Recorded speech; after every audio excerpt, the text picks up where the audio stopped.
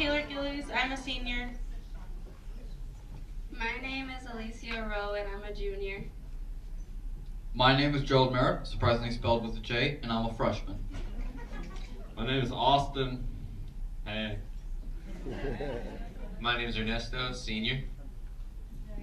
My name is Ivio Jones. I'm a sophomore. My name is Tyler. I'm a sophomore too.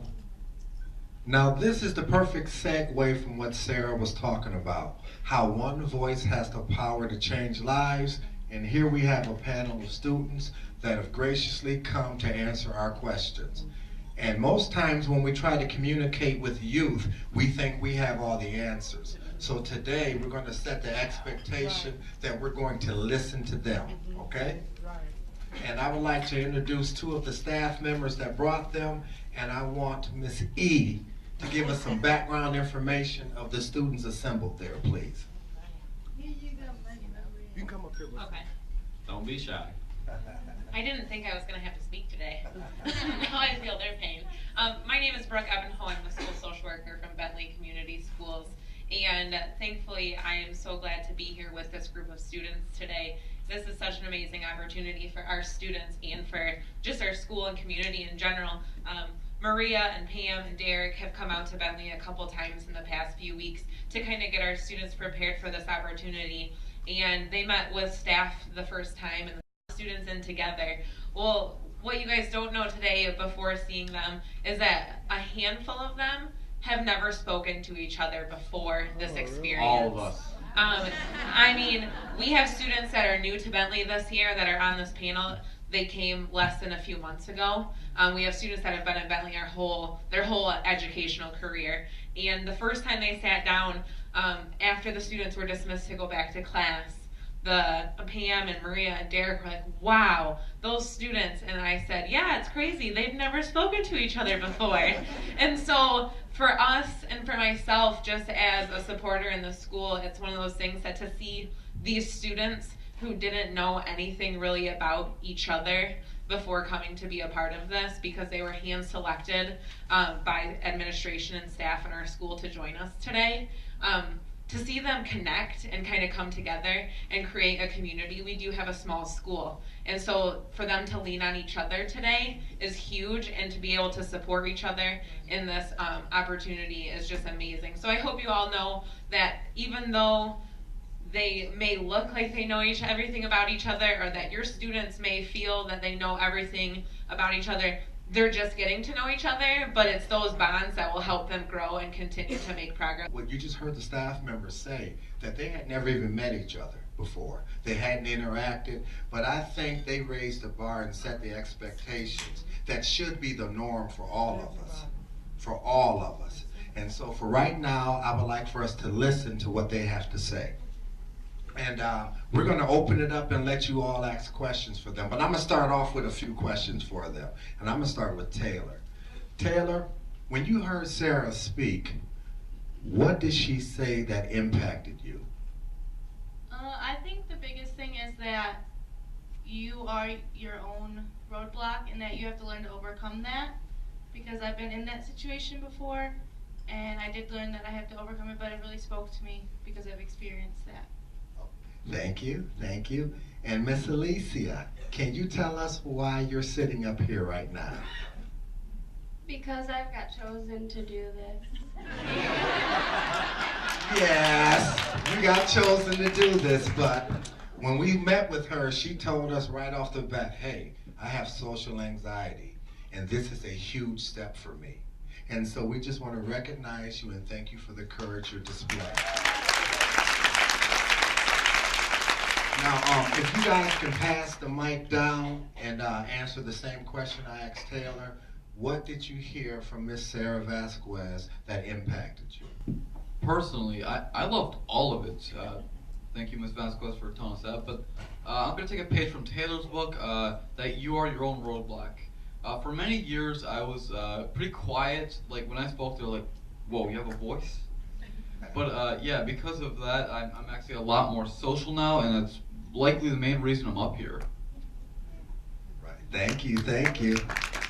Now, before this young man speaks, when we walked into the room and everyone introduced themselves, he says, "Hi, I am the legend." So we're hearing from the legend right now. Hey, Same guys. question. You need me to repeat it, legend? Nah, boss man. All right, all right. I don't know why I'm here. I got told I was selected. I have no idea why. But what I took away from her speech was that, like, you just gotta keep going through life. There's always gonna be roadblocks in your way, so like, and no matter what it is, you just gotta keep on going, keep your head up. Thank you. Perseverance.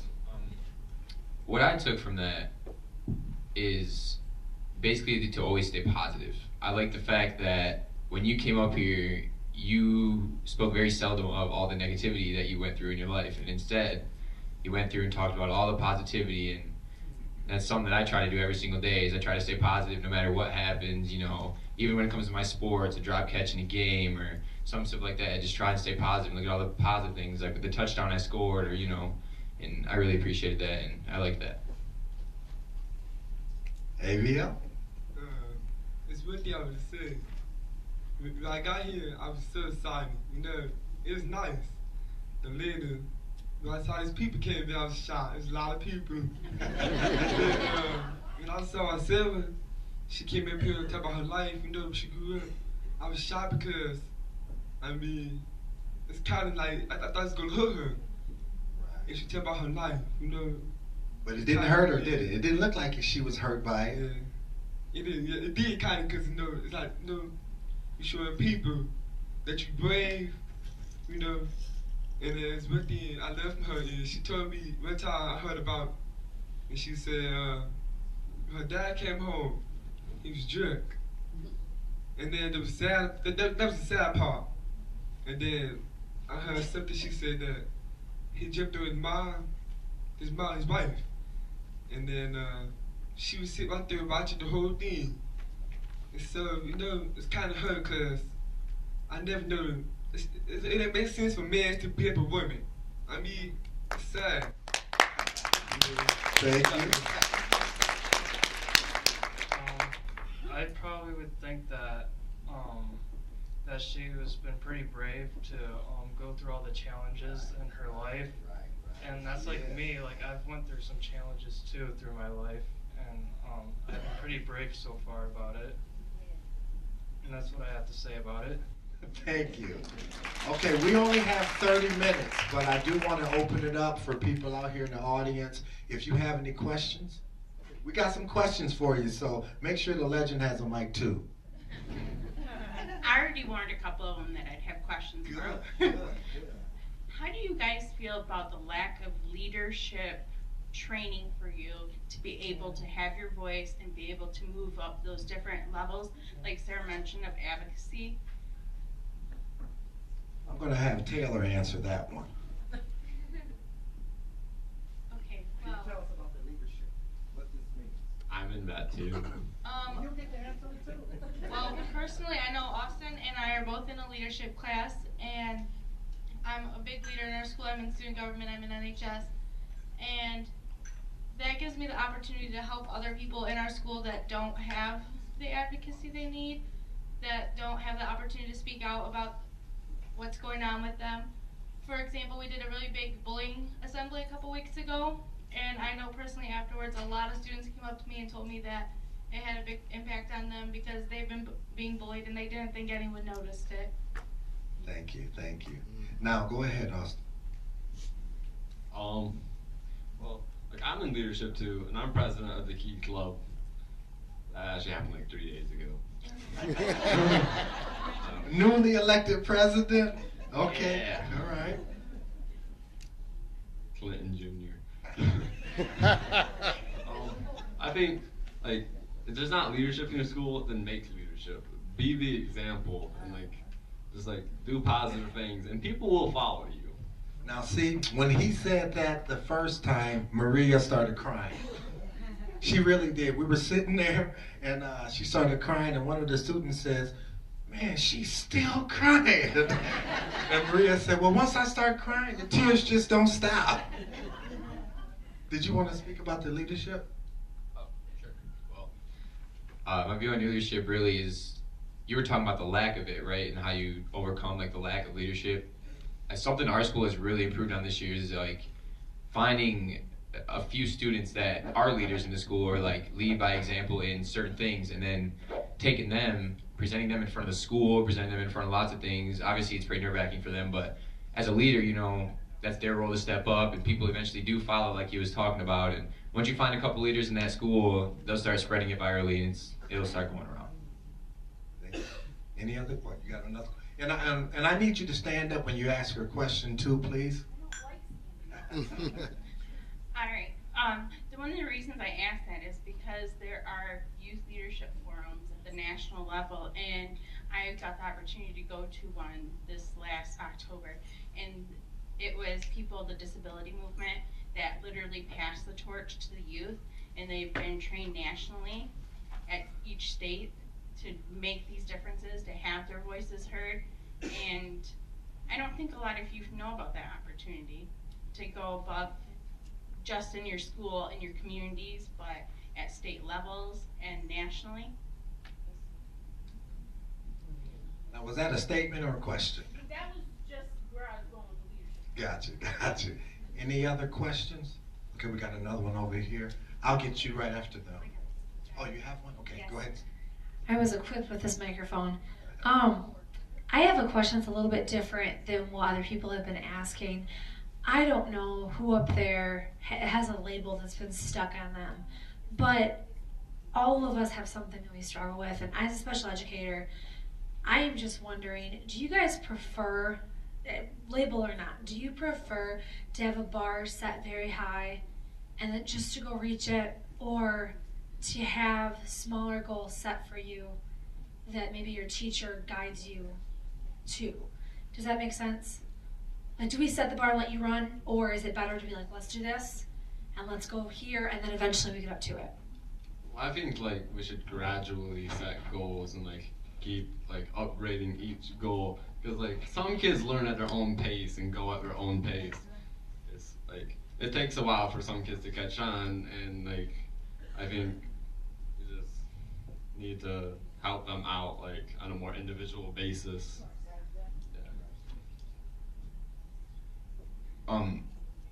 I think that if you just set little goals every once in a while, and I think the satisfaction of achieving each goal will slowly, like, gradually, easily teach them a little more instead of just a long shot. Like, some kids, yeah, can take that long shot, but I think, like I said, achieving little goals at a time will get them to where they want to go for the satisfaction of achieving them. We had another question over here. So my question for you guys is, I'm a teacher as well, a special education teacher. I always want to make the kids feel they know what their potential is, you know, how to empower them. What do you feel empowers you? Like, what inspired you to work harder? What inspired you to come up here? What inspired you to be, you know, powerful individuals? You know, how did you find your potential? Who inspired that? So who inspired you? Go ahead, Gerald. This is Mike. What inspired me was many friends, family, and also entertainers out there. I don't know if any of you ever heard of Ed Gold. He was an animator, unfortunately died 2012, but he really inspired me with his animations, and I thought, I want to make cartoons just like that. Good. Well, thank you, Gerald. Also, on an unrelated note, what do you call when someone takes out some of the clothes and runs away? I don't know. What do you call that? Chicken strip. Now, see, I knew he was going to start telling jokes. I was just waiting for him to get started. Okay, okay, go ahead, AVL. What helping me out is my speech teacher. So I pronounce my words. And I have good pens. I grew up strong. I do my work. I don't skip class like I used to. And I mean, it's time to change, you know? Like me, I'm out here lost. I have a hard time hearing, but I still work hard. Keep my grades up. Time is hard, so it's good to just work hard. Thank you. Now, I want to recognize your parents because a lot of times when we're trying to instruct our youth, there's a disconnect sometimes with the parents in schools. But here today, we have his parents right here in the audience. Could you stand up, please? Thank you. And Ms. Jones, I had to have you stand because you gave me a hard time about my lemonade being on your folder. So, do you want to say anything to the masses assembled today? Because you had a lot to say about the lemonade. So, I didn't think so. Thank you. So, I got her back. I feel good now. Now, do we have any other questions? Oh, I thought you didn't have anything. I said I always have something. Okay, I believe that, First Lady. But I have a loud mouth. I just wanted to ask the young people, have you ever experienced or felt any certain way when teachers overlook you or belittle you or don't have time for you? Who wants to answer that first? Go ahead, Sarah. Well, I personally at Bentley don't think that is a big problem. We're a small school and community-based, but at my old school, I went to school with 450 kids in my graduating class, and I took honors classes, and a lot of times they thought I was the smarter kids and I didn't need as much help. But my Algebra 2, Accelerated Algebra 2 class, sophomore year, the teacher, I'd ask her for help all the time, and she just overlooked me, and it really put me in a bad spot because I'd never gotten less than an A before, and I really needed someone to be there for me and to support me, and I ended up having to go find another teacher to be the backbone when that one teacher didn't want to be that backbone. Someone else can answer that too. Go ahead. I've never really had that problem. It's hard to overlook me.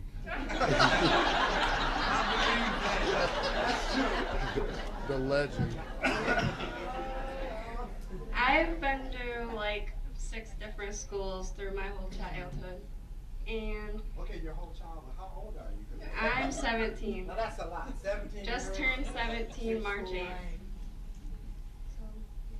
And I've had that problem a lot of times because I've been through so many different schools, and I've always had to go to different teachers to get help instead of my one teacher. But at Bentley now, if I need help, I'll just go to my teacher and my teacher will help me.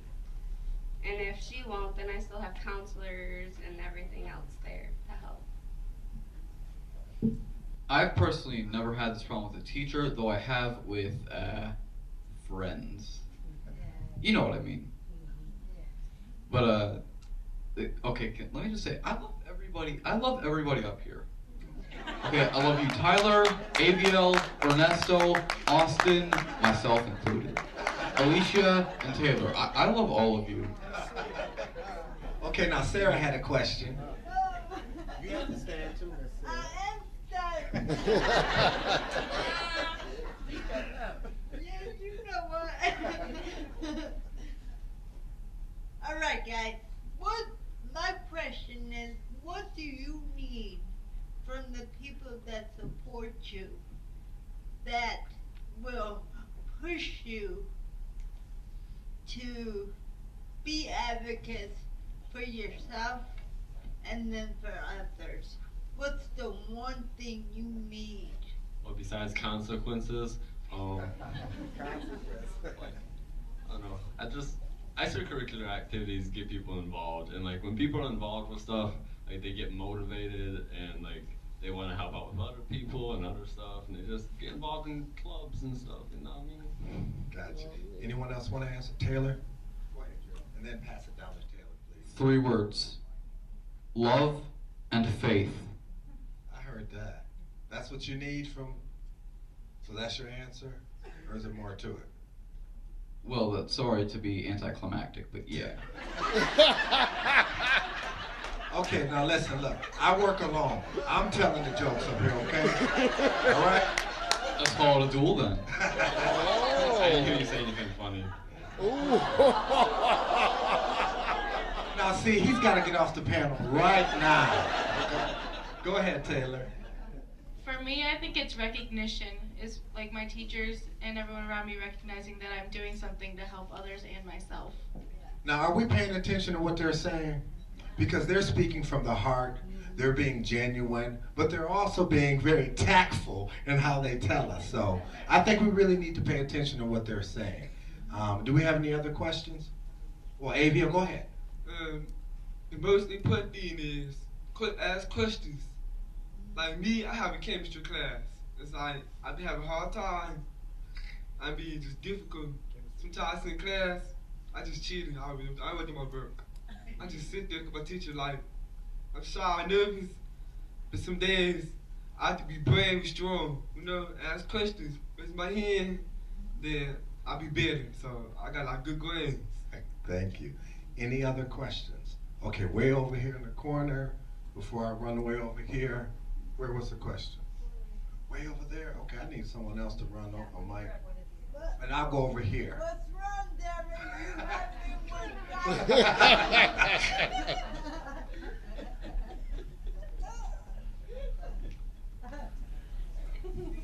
I just, bullying is such a big problem in our schools today, and I just wondered from you guys' perspective, because I've heard kids say, well, it doesn't make sense to do that because it doesn't help.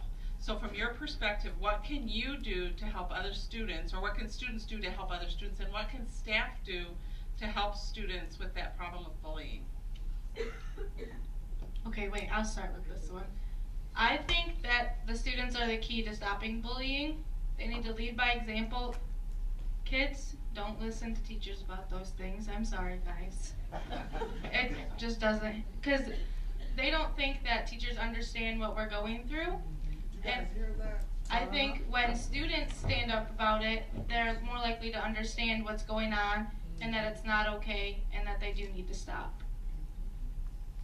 I think to a certain extent, yeah, the students need to stand up a lot too, but I think the most important thing is that teachers and students need to partner up, and they need to get to know each other more and talk to each other more about it, and get the students open with the teachers, and like let the teachers recognize what's going on, so that it's way easier for a teacher to help you, or your community to help you, when they know what's going on with you and all the students in their community. So. Hi there. I was interested in what your dreams are. What do you want to be when you grow up? My dreams, I want to be an animator. Like, you know, people that make cartoons. Now, I think I want everyone to answer that question. So can we get another mic? We can, yeah. Also, I was about to say about the whole bullying thing. Think like that violin back there. You see, the strings are all detached because it's been broken, but broken things can be fixed, and soon that violin will be fit as a fiddle, and if that's the case, you need to see somebody who makes better instruments. I want to be a lawyer. Next year I'm going to SVSU and I'm beginning their pre-law program and getting a business major.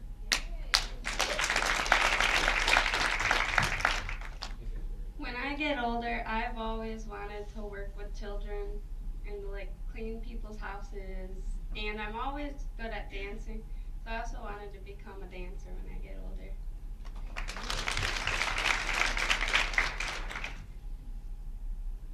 I plan on being a guidance counselor.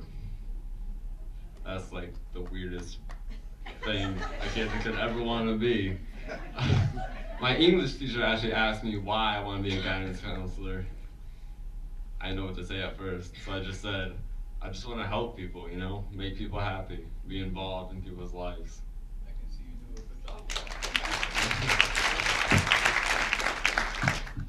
Well, my realistic dream is to become a video game designer. I actually plan on going to school next year at U of M Flint to do computer programming and computer science. So that's my realistic dream. But if I'm talking about like dream, I always want to be a professional gamer or a DJ.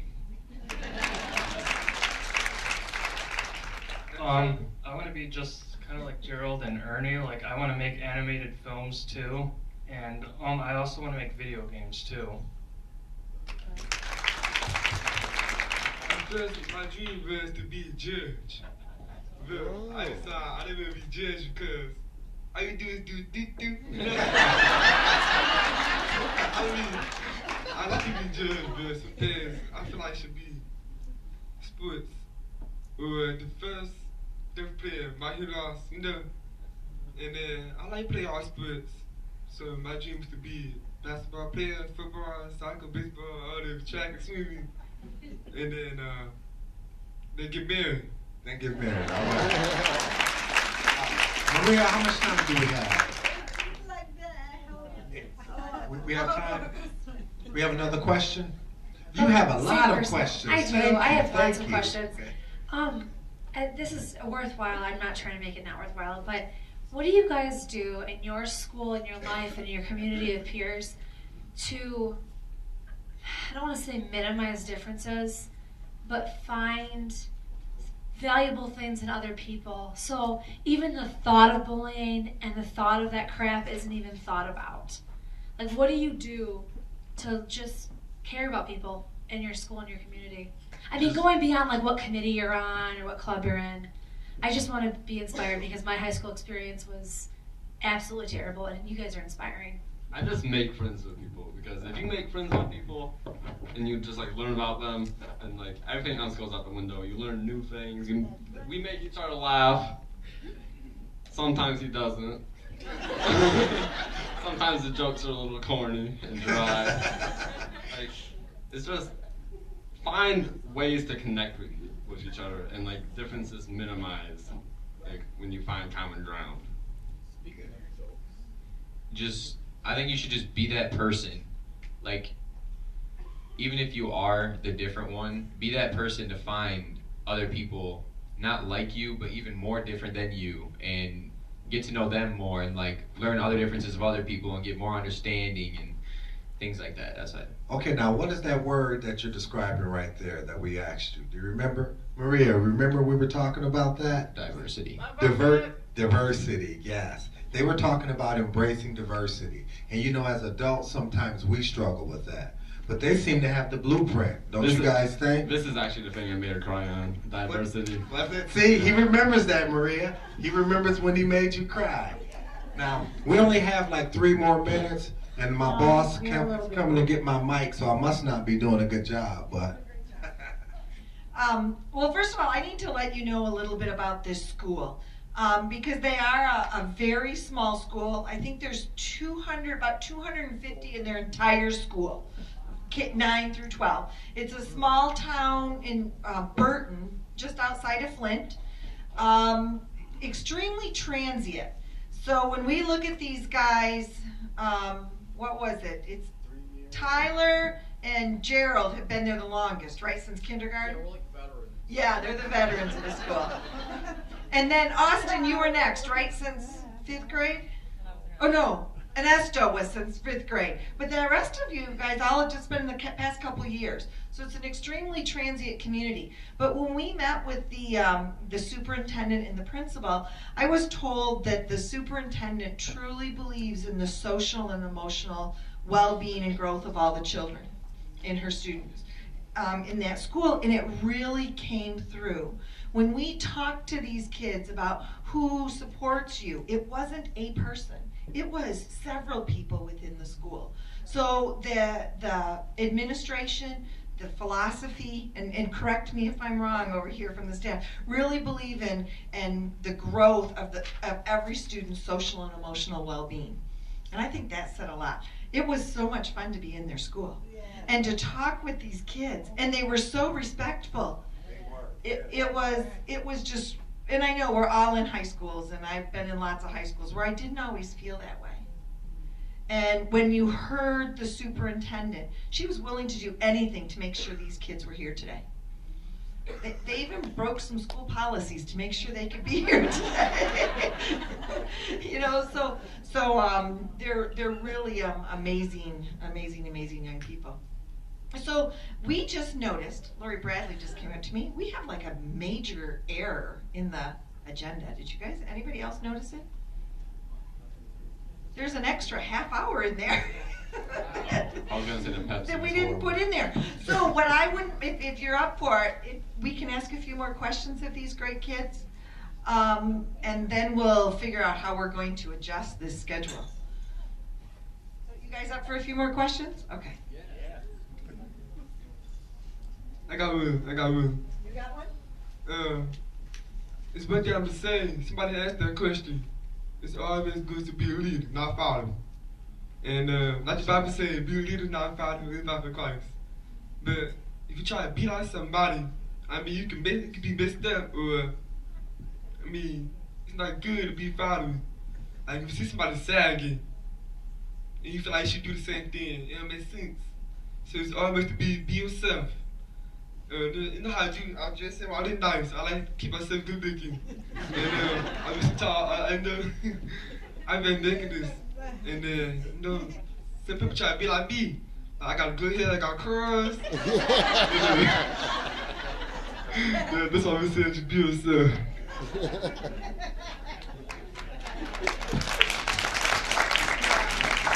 What he said. Okay, we have a question back here. Thank you very much for being here today. I think you're very inspiring. We had a choice. Well, thank you did. anyways.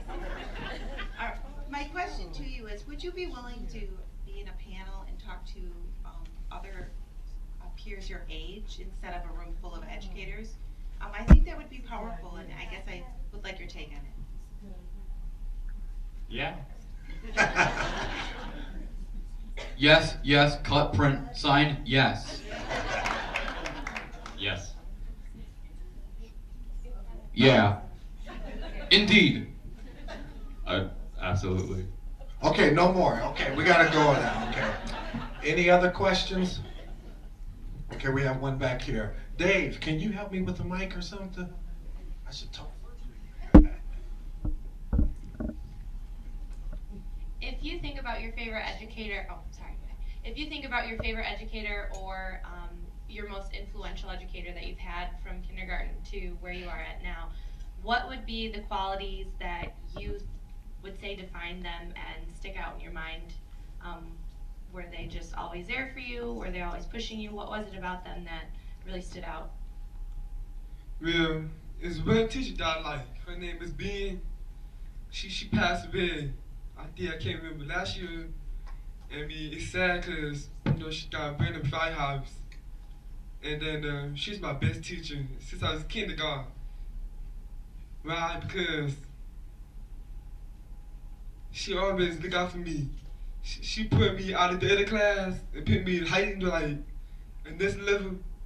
Like first grade, I was in kindergarten, but she picked me all with the other children. And then she always helped my work.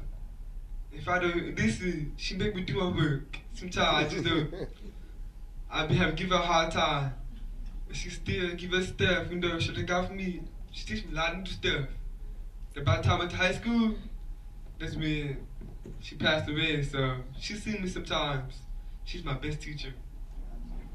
You want to answer that? What do you look for in a teacher?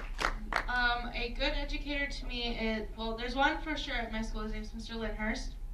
He always pushes me to go above and beyond because he knows that I can achieve more than what I am. And he knows that I can always do better. He's always there for me when I need someone to talk to. And if I ever need anything, he is the first person I go to at school. Personally, I love all of my teachers. Like you know, like there are no, like even if I didn't like them, I still respect them. I gotta get that grade. I gotta pass. I gotta get a job. I would make a joke about modern art, but it would be trash. All right. I have had a lot of like role models in my life. I've done a lot of moving. Well, not a lot, but quite a bit of moving. And some of my favorite teachers were not only teachers, but like coaches or anything, were people who brought something out of me. Somebody that, you know, really reached out to me personally and brought more out of me and gave me another step up in my life. You know. Did anyone else want to answer that? Go ahead. And then I went to new school, so I can't beat me. I got another teacher. She's really like my mama. She does play with stuff. Like I be in class, I I like, and then she gave me geometry. I got what to do. I just be like, I ain't gonna do this. She be like, you better put, I mean, feet go here. I be like, ouch. She keep on my hand. And then, I mean, she's serious. She made me do my work. If I'm trying to go in the hall, my friends know skip. She be like, you better get in class. Tell my mama, people behind. I be like, okay, that's me, I'm sorry. You know? Yeah, and then I got one coach. He helped me be a better sports. And then, I have a similar time. He teach me how to be respect the coach, obey, just work hard. No matter what they do to me. Like, when you say, you can't play this. You know who lost. Whatever. Sometimes I feel like I still should play sports. You know, you can't just get mad or just say, no, we're not good. Okay, any other questions? Scanning the room. Any hands? They need to get back to Bentley. Oh, they do? Okay, so is that it Oh for my our panel? Yeah. Okay, well, can we have a round of applause for our panel, please? For the staff and for the parents.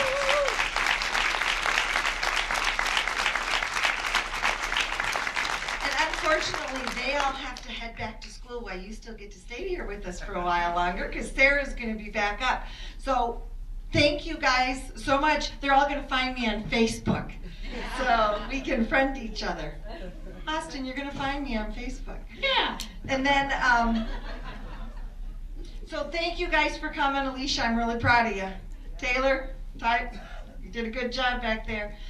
You guys all did wonderful. Really proud of you. So thank you so very much for coming. Safe travels back.